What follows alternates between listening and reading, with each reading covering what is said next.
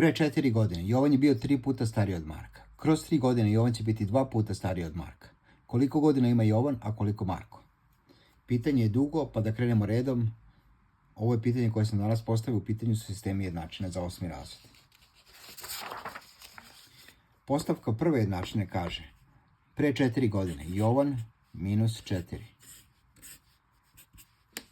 Jovan je bio 3 puta stariji od Marka. Marko minus 4 pa puta 3.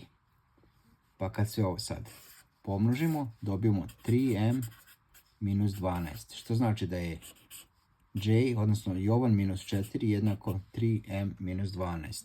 Ukoliko prebacimo 4 sa obe strane, onda dobijemo da je Jovan jednako 3m minus 8. Drugi deo se tiče budućnosti, odnosno za 3 godine Jovan plus 3 bit će 2 puta stariji od Marka plus 3. Isti princip, moramo da pomnožimo sa 2, dobijemo 2m plus 6, što znači j plus 3 jednako je 2m plus 6, onda oduzimamo 3 sa obe strane, dobijemo da je Jovan jednako 2m plus 3. I sad dolazi onaj glavni deo, a to je da su, kako ja volim to da napišem, j je jednako j. Odnosno, Jovan je jednako Jovan, pošto su godine, pošto je isto osoba u pitanju.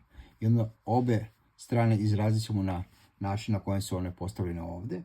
A to kaže da je 2m plus 3 jednako 3m minus 8.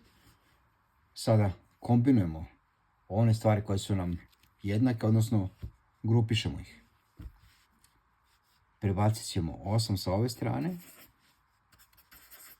pa dobijamo 2m plus 11, da je jednako 3m, što po logici stvari dođe da je m jednako 11. Ukoliko je m jednako 11, onda 2m